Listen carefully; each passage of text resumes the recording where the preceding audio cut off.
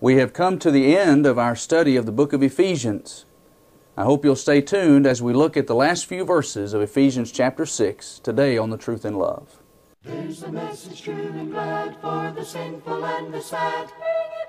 Ring it out, ring it out, ring it out. It will give them courage new, it will help them to be true. Ring it out, ring it out, ring it out, ring it out. Ring out, Merrily ring, the word, speeding away, Lord, man, message divine, and see. send it today. Still far from Jesus, many live in Lost sin. and those in doubt, darkness and doubt. I'd like to welcome you to our program today.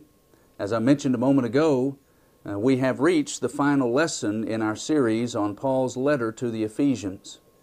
I hope that you found this series of lessons helpful, and I hope that we have been true to the text, and hope that God will bless us as we try to put these principles to use in our own lives. I want you to look at Ephesians 6 at verse 10, as Paul begins by saying, "Finally, my brethren." And with those words, Paul begins to bring to a close his letter to the church in Ephesus. And with those words, we bring our series of lessons to a close. And in this series, we've drawn attention to the blessings that are ours in Christ, all spiritual blessings, Ephesians 1:3. We've talked about the importance of salvation and redemption being in Christ, Ephesians 1:7. And we've talked about the reconciliation that God brought about in Christ, reconciling Jew and Gentile together, breaking down the middle wall of separation that used to keep them separate, and now He's reconciled them both, Jew and Gentile, to God in the one body, Ephesians 2:16-18. And we talked about the mystery of God's desire to bring Jew and Gentile together, a mystery because it used to be something hidden that God had not fully revealed, but with the coming of Christ and the completion of His revelation of His New Testament, that which was hidden in the past has now been made known, and now we can all be together in one body. And then in chapters 4 and following, the practical section, he says, let's walk worthy of the calling to which we've been called. Let's walk in unity, endeavoring to keep the unity of the Spirit in the bond of peace, Ephesians 4, verse 3. And let's walk in holiness. And let's not walk like we used to, but show that we're genuinely changed people, better people.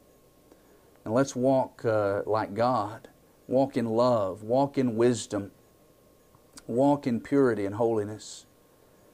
And let's walk together with our families, each fulfilling their roles in the home as they should. Well, now as Paul begins to bring this lesson, his letter rather, to a close, he says, finally, my brethren, be strong in the Lord. That is his parting concern. His final concern for these brethren is that they be strong. He knows that in order for them to put to practice all of these things that he's told them, if they're going to be able to walk worthy of the calling to which they've been called, they're going to need strength. And he prayed for them to have strength. Remember that from chapter 3, verses 16 and following? That you may be strengthened through His Spirit in the inner man. And so He wants them to be strong, and He knows that they'll need strength if they're going to live the life that they should live. And so let's consider this admonition to be strong in the Lord as Paul wraps up this letter to the Ephesians. Let's look first of all at the source of this strength. That's chapter 6, verse 10, and the first part of verse 11. Finally, my brethren, be strong in the Lord and in the power of His might. Put on the whole armor of God. First of all, we notice that the source of this strength is God. Notice how he words it. Be strong in the Lord and in the power of His might. See, God knows that in order for us to live faithfully, we need help beyond ourselves. We need His help. We need His divine strength. And so He's referencing a power that is beyond us. It's the power of the Lord. It's the power of His might. Paul's already mentioned this power previously in the book. Remember chapter 1 Verse 19, when he mentioned the power of God that had raised Jesus from the dead, and that this is the power that is at work in us. Ephesians 3:20, and to Him who's able to do exceeding abundantly above all that we ask or think, according to the power that works in us. You see, we have at our disposal God's help. Paul mentions this help as well in Philippians chapter 2, verses 12 and 13, where he actually mentions this dual role and dual responsibility in our walk as Christians. He says in Philippians 2:12, as you have always obeyed, not only in my presence, but much more in my absence, work out your own salvation with fear and trembling. For it is God who works in you, both to will and to do of His good pleasure. You see, on the one hand, Paul says you have a responsibility. You have something that you have to do, that God's not going to do for you. So he says you work out your own salvation with fear and trembling. You do the work that you have to do. But he adds in the next verse, as you do that, as you work out your own salvation, as you are fulfilling your responsibilities, God will help you. For it is God who works in you, both to will and to do of His good pleasure. And so we have strength that's available to us that is help beyond ourselves. It's God's power at work on our behalf. And this strength and help that we have comes to us as we put on the whole armor of God. See, these pieces of armor that he's going to outline for us in the next few verses is the means by which we access and use the power that is available to us. And notice as well that he says you need to put this armor on. This again is personal responsibility, and it implies that these are things that are not innately within us. We have to put forth the effort and take the responsibility to put this on ourselves. And so we have the source of our strength as God, and it comes to us through this armor that we put on. But then we turn to the need for our strength. In the last part of verse 11, and continuing through verse 13, Paul establishes why we need God's power and why we need the armor to wear as the means by which we have the power. Look at verse 11, the latter part of it, and continue through verse 13. Put on the whole armor of God, that you may be able to stand against the wiles of the devil.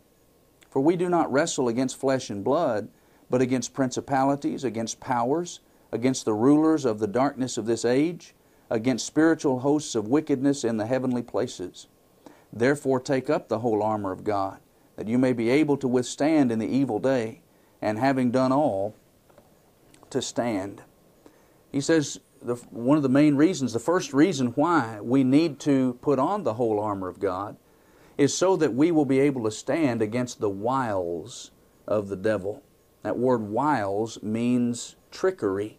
It means deceit. It means craftiness. And Satan, make no mistake about it, is very crafty, very deceitful. Yes, he's evil, but he's not dumb. He knows what he's doing when he is tempting people to sin. And so he's crafty, he's deceitful, and Paul says we need to be armed with the armor of God that we can withstand his deceitful tactics. Christians cannot afford to be ignorant of his devices, to use Paul's words from 2 Corinthians 2, verse 11. Well, what are his schemes? What are his devices? Well, we know that he can use false doctrine. Matter of fact, 2 Corinthians 4, verses 3 and 4 says concerning Satan that the god of this world, a reference to Satan, has blinded the minds of unbelievers. Well, sometimes that happens when people embrace false doctrine. They're blinded to the truth. His schemes include the persecution of Christians. 1 Peter chapter 5, verses 8 and 9, he is a roaring lion that walks about seeking whom he may devour. He entices people to engage in unbridled lust.